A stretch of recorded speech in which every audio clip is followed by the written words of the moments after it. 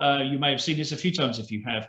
We are procurement. We believe that sustainability in supply chains is absolutely our responsibility. With great power becomes great responsibility. It is absolutely critical that we appreciate that. And we're all obviously about building not just more sustainable businesses, but more sustainable planets and environments and people as well.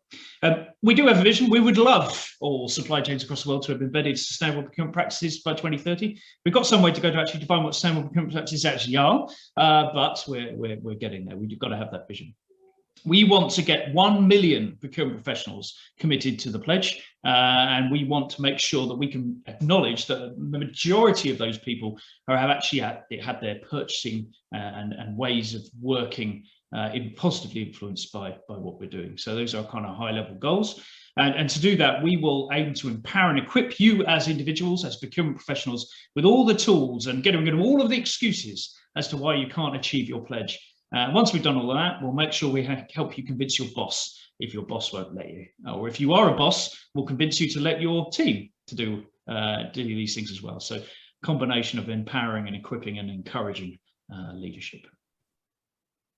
So Bertrand, are you there? I haven't seen you yet, but I suspect you probably are. Would you like to introduce yourself and give us an update? I am there, Oliver, and very nice to meet you all. A warm welcome. Great ambassadors, it's wonderful to meet you today one more, and we continue to grow. And thank you very much that it's our growth, and our growth continues. If you move to the next slides, I think our growth continues because of, next slide, Oliver, the opportunity to, excuse me, Oliver. Sorry. This one.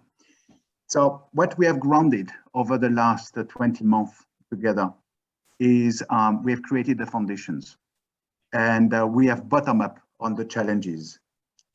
We have, through these challenges, created a platform that Oliver has just shared, platform of knowledge, platform of practices, exchanges, and starting to become a community, our community. And these objectives that Oliver has just remember us, the 1 million, we are on track. We are on track. So the 1 million is not unreachable. It is, on the contrary, what we have decided to do and to build up together with all of you, that journey. So the journey of 2020 was to reach the 2,500, and we reach it. The journey of 2021 is to go to 4,700, and we will reach it, and even 5,000 is in reach. So we are on that track, and you can see the hockey stick that we are grounding. And I think even more important, it is the content that we are building together, the content through the challenges, the content through the exchange of best practices. So Oliver, as you just said, the excuses disappear in order to give access to the content for free, but to give it and to mobilize and to connect the dots all together. So this is what we call it, the bottom up and the top down. And this ensuring that we, as managers, as newcomers, as best practitioners, we are creating not only the platform, but the best practices mindset in our recruitments, in our developments, in our companies. Wherever we act together on the sustainability procurement pledge. And moving forward, going to the next slide, please, Oliver. I think it is very important to move forward as we announced, that we create on top of this knowledge, not the platform, the substance, and the opportunity to further grow. So it is our pleasure with the entire team of SPP to confirm you that we have registered SPP as a non-profit organization. In other words, we have now the grounding, and Thomas will elaborate also further on this to go to the next level. Going to the next level means first that we would like to ground on stabilizing a team and stabilizing the activities and going deeper. In other words, donations will be an important topic in order to ground and to have teams able to manage the further development of SPP. So we are open. We are open to ground this SPP office. We have already not only the strategy, not only the vision, but we have also already the governance around that the team is intensively working to have all the governances in place, and with this to make the next step going live. And now to become even more concrete, I would like to invite Thomas to share with all of you what is a next step and the big next step that we will kick off this week. Thank you very much. Thomas. Yeah. Thank you. Yeah, so I have this exciting role that I can actually announce that we are launching something today. You know, this is a historic moment in our journey. Some of you are already aware, if you've been in a previous session, we talked about these chapters that we want to launch, because we do think that this is how we can reach the 1 million, and we can create that infrastructure that is also able to make conversations more tangible, more local, more relevant for all these practitioners out there. And we are looking to launch at 3 dimensions. We have country chapters where we will have co-chairs who is then leading the engagement in the community where you live. I guess we're all hoping that people will actually see each other. There will be meetings where people can exchange information, look at what is it that's relevant for my local procurement reality. But we will also be launching industry and sector chapters where almost per definition it becomes much more global in nature, where it is about understanding how is my industry peers doing certain practices in different parts of the world. Now, is there a ability to collaborate? Is there ability to learn from different practices? Can we approach certain practices collaboratively as well? And then we have the third dimension of our chapters, which is linked to topics. We've talked about conflict minerals, human rights. That was also part of the first part of the conversation. So we have those 3 dimensions of chapters. And what is really exciting is that today, in literally a few seconds from now, we are going to launch 1 of each. So we start with 3, and you'll see there's a whole bunch coming up afterwards. But I'm very happy because we have also those co-chairs on the call to announce that we're going to go live with the UK chapter. I think that's the first one. Ollie? That's it. Look here. So both Sept and Joe has volunteered to take over that leadership responsibility to set up UK, engage with all sorts of constituents. Some of you already on the line, and of course, if you happen to be in UK and you are keen to help Sept and Joe launching this, I have told them that I will remind you, you're very, very welcome to reach out to them. They will be happy to shape this together with you. There is a lot of practitioners in UK that needs to be supported, and this is what we're going to focus on here, a country dimension. The next launch is also equally exciting. That is packaging. So it is now getting into an industry, into a category where we are very fortunate that both Neil and Laurent has volunteered to take their wealth of experience from the packaging industry and make that available to our ambassador community. Both gentlemen have also said they're very keen to hear from you if you are prepared to help shape the packaging. There is, of course, packaging in everything we do. So it's probably one of the aspects that has the broadest impact across many of the procurement teams in the world. So packaging is launched now. The last one is also, did we miss it? Public procurement. Oh, because I thought we had missed Rachel and Sadaf. Rachel, we have cornered 2 almost on opposite sides of the planet. Rachel is sitting in Canada, Sadaf is sitting in Dubai. So they will now be making sure that all the practices across the world linked to public procurement is gradually being consolidated, is made available. We can connect different participants in the public procurement space as well. And also here, Rachel and Sadaf would love to hear from you if that's something that you feel you can also help with.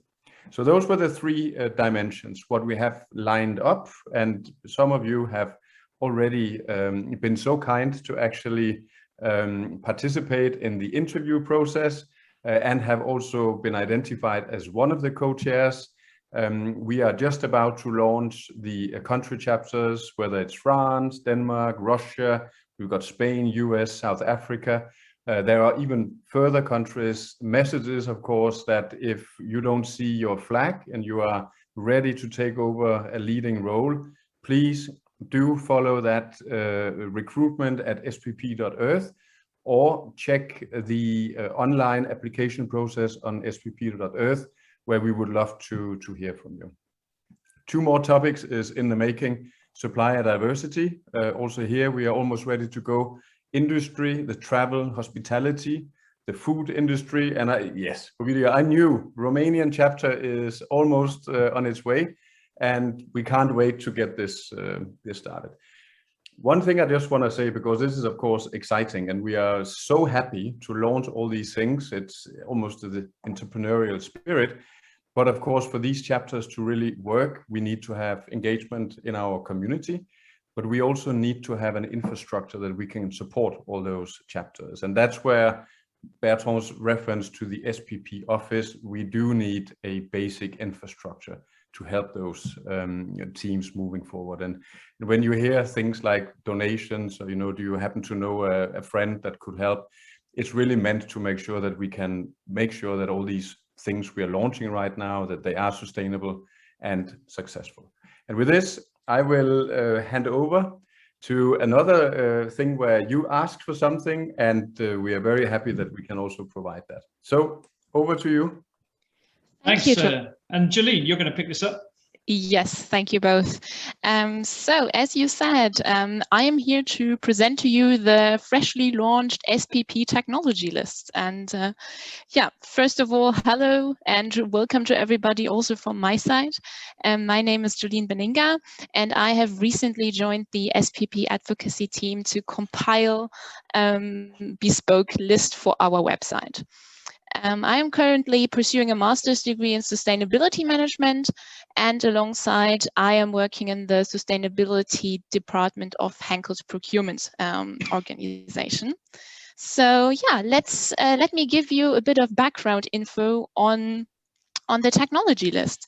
So the idea was born back in February in our ambassador meeting, which was really successful. And there you voiced the need for an overview of technology/software providers focused on sustainability in the procurement sector. And this was a really great and valuable ask, because it is indeed, or it can be very challenging to navigate through the field of the many providers that are on the market, especially when you want to start out and embark on that journey. So this is why our aim is to provide you a really comprehensive overview on these providers, freely available on our website. And there you can also filter for your respective industry sector or commodity focus. And yeah, it is basically open to everyone. And we are currently also cooperating with respective providers. They are currently providing more and more information on their services itself, such as a short description, a more detailed description, price model, contact information, and more. So I really invite you to take a look, take a browse through, and yeah, we'll hope that we can help you out, and especially provide a good starting point for your research and for your way across. So also, if you are a technology provider yourself, you can directly list your solution on our website. So we are more than happy to welcome more providers, or if you know a provider that might be missing on the list, you could also reach out to me via email. So my email address is jolene@spp.earth. I will also drop that, and of course the link, into the chat, so you can reach out also if you have any questions or any remarks. Yeah, we are really happy to help you out on that journey, and hope that this list gives you a great starting point. Excellent. And with that, I hand over to you, Oliver. Yeah, thank you, Jolene. And as I said, this was a record-breaking meeting. We had over 1,500 people who wanted to get in, mostly technology providers, I suspect. But it was fantastic. It was overwhelming popular. So every single meeting we do produces output, content, tools. So this meeting today, that meeting back then, will always, at some point, once we get around to it, develop something that you can practically use. So our technology list is live, spp.earth. go and get involved. And there'll be future lists of all sorts of other different things and providers and experts and so on that will be coming soon. So what else have we been up to? One of the most exciting things for a long time, I think, if I may say so, is one of our first big partnerships. So delighted to welcome Rebecca Anderson of the Chancery Lane Project together. She's just going to take a few minutes to introduce what they've been doing, and it sees the world of procurement collaborating with another community of lawyers. Who would have guessed? So delighted to have you with us, Becky. So tell us about this exciting thing and how these people on the call can get hold of it.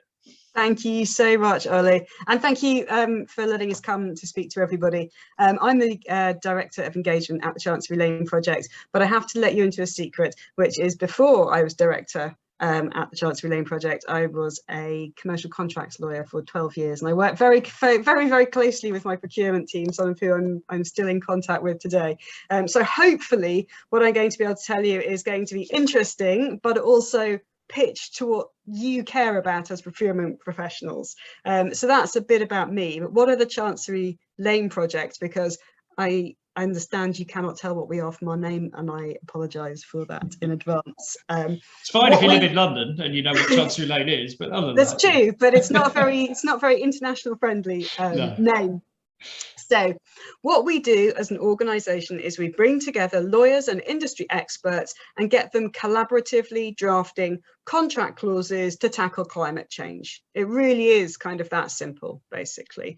And I think the first question to answer is, well, why contracts? Because, of course, legislation, regulation is the fantastic leveler. It means that everybody is working from the same baseline, but it is also incredibly slow. So if anyone's ever heard me talk about this before, and I apologise for using the same example, I'm a huge fan of the right to repair law. I think it's a brilliant law. I think it could really change the game. But I've been a fan of the right to repair law going through the EU for about 3 years, and it still isn't law yet. The advantage, of course, of a contract is that you could draft a contract clause today, put it in your contract today, and have it operative tomorrow or as soon as it is signed. It's really, really fast. The other advantage of a contract, of course, is that it's incredibly bespoke. Unlike a piece of top-down legislation, which forces everybody to move at the same level, you can calibrate a contract clause to your particular industry requirements, to your particular organisation requirements, or more excitingly, to your organisation's specific net zero or climate goals. And this is where it's going to start getting really interesting, I hope. And the last reason why we are passionate about contract clauses for climate change is that they are legally enforceable. I don't think that anything really says I am making a commitment unless it hits you somewhere it's going to hurt. So directors' remuneration tagged to are we hitting our climate goals hits the people with the power where it hurts. So moves and changes happen.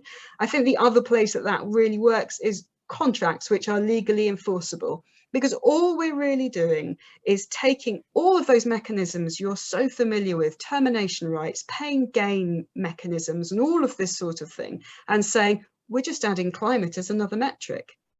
So when I was in practice, I was an outsourcing lawyer, so I did huge amounts of services contracts. So obviously that's sort of my hammer for every nail. I look at everything through a services lens. But in my job now, I think back, and if somebody had added a page of climate SLAs, service level agreements, at the back end of how many times we had to change the bins in a building, or how many times we had to relamp the building, or the catering contract, then honestly, I wouldn't have batted an eyelid. Those contracts were sometimes 10 binders long, full of schedules of SLAs you had to hit. Another page of climate goals, well, we'll just fold that into the price. So I think that actually, and particularly for the services industry, but for other industries as well, really just extending what you're asking for contractually from where you are now, which is we ask for quality or particular value requirements or pricing requirements, or modern slavery requirements or bribery requirements. All you're really doing is now extending that to say, we've got climate goals, you're going to align with them. But instead of what we do now, which is saying you will comply with our sustainability policy, which is really quite soft in terms of a legal enforceability, because those policies are generally internal facing, they're not external facing documents. We're saying here is a specific measurable legal obligation, just like your price or just like your value. Once we've got the contract clauses, we get them peer reviewed for technical accuracy on the law and for greenwashing, and then we publish them for free, I'm just going to say that third time, for free on our website. We currently have 71 clauses on our website. Over 20 of them are supply chain specific clauses. And the supply chain area is the biggest area we've seen people actually using the clauses. And I've got a couple of examples that I'll get to in a minute of where people are using them in live contracts. You might have even seen some of them. So what can this do for you? Scope 3 emissions are everybody's big headache. Our clauses will help you frame conversations with suppliers and start unpacking that data with them in a really specific and measurable way. There are clauses which will help you flow net zero targets, and obviously a third of FTSE 100 companies are now signed up to Race for Zero, but flow your net zero targets and embed them all the way throughout your supply chain. We've got clauses that introduce pay and gain share mechanisms for carbon in contracts, and clauses that allow you to terminate your supplier if you can find someone doing the same thing greener, which in many ways is just a benchmark. It's just a different benchmarking clause. It's a different benchmarking metric as you might have on value or service provision. So as I said, we've got over 20 supply chain clauses which you can start using today on our website, and I'll pop the link in the chat once I've finished talking because I can't multitask that well. The main reason I'm here is to ask you to use our clauses, because in order for the carbon to be saved, for our net zero targets to be smashed, we need to start using our clauses and taking them out, and they're here to be used. So my two examples are that you may have heard of the Salesforce exhibit, which has asked, they have asked all of their supply chain to sign up to science-based GHG targets, and they've got a whole exhibit worth of legally operative clauses which their suppliers are having to sign. That was produced very heavily drawing on our contract clause playbook and our set of clauses. And also the Environment Agency since September 2020 has been using clauses based on two of our circular economy clauses in their standard form supply chain documents. So these are not untested, they are new, but they are being used and being used very successfully and being flowed down supply chains. The exciting news I have is that we are doing a partnership with SPP. We are going to be running a 1 hour long event for SPP members on the 21st of October. It's going to be two identical sessions, but just in two different time zones. One at 9:30 BST and one at 4:30 BST on the 21st of October, where we will show you what's going to be in our freshly launched net zero toolkit. So that's going to include clauses which have been aligned with net zero. It's going to include a net zero dashboard to help you judge your own contracts by various net zero criteria from the Oxford Institute, and a whole host of other resources which are all about helping you getting your contracts passively delivering your net zero targets for you. And that's it. So I'm going to put all those links down below, and thank you ever so much for inviting us along. Very grateful. Thank you. It's all right. No, am I wrong, or is that amazing? Does everyone agree with that? Yeah, I think it's pretty good, isn't it? We're very excited. This is exactly the sort of partnership, not just because it's another giant network of another profession that we can collaborate with, but it's practical stuff you can get stuck into, and it is free. Did you mention it was free, Becky? I think you did mention it was free. I don't. Yeah, so, I probably should clarify. So, well, procurement professionals will always want to know why, but you know, exactly. I'm sure that. I was just going to say very quickly that we are we're a non-profit that is funded by philanthropic grants, which is why what we do is free. Just in case anybody was worried. Yeah, and same here. Well, soon to be funded by other people anyway. Fantastic. Thank you, Becky. Everyone, if you want to find out more, do Google it, talk to Becky, see in the chat. We will obviously attend those sessions. That will be a great thing. But that is our commitment to bring you very, very, very practical information and support. So finally, funding us. So very exciting. A number of you have seen this, but we've established that in order to really get to 1 million procurement professionals, we need to get entire organizations of procurement professionals onboarded. When I spoke to procurement leaders, they said, I would like my entire procurement organization onboarded, engaged in a consistent way to capability build them. So we commit as the SPP to help your procurement team fill that knowledge gap, to fill that confidence gap, to fill the gap on tools and templates and contract clauses that you need to actually access the information, and to help you, if necessary, engage your leader to enable you to do it. So we're delighted to be announcing the opportunity to become an SPP champion. So we want to see organizations that champion sustainable procurement to step up and be recognized. This isn't just logos on a page. We also want to champion the individuals, procurement leaders and otherwise, within those organizations who champion sustainable procurement. So to fund the SPP office and ultimately all the work that we're doing to scale this up, we would like to invite a first 10 of you to join us and become our first SPP champions by the end of the year. We already have quite a number of organizations, from some of the world's most famous toy manufacturers to some of the world's most famous aeroplane manufacturers to some of the world's most famous furniture manufacturers, all talking to us about becoming these first champions. If you would like to find out more about what this means, if you'd like to find out how you can capability build your organization using the SPP and get that recognition, that support, and that drive and that capability building, then get in touch with us. We are going to be asking for donations. We're setting the bar for very large organizations at this first step at €25,000 donation, recommended donation per year. And we would like to get our first 10 confirmed by the end of the year. We have all the paperwork, it's tax deductible, etc., etc. So do get in touch with us to find out more. And as I said, hopefully we've now built something that will please all of those 30 or 40 CPOs that I've spent the last 6 months talking to you. And thank you all for your input. We are absolutely delighted.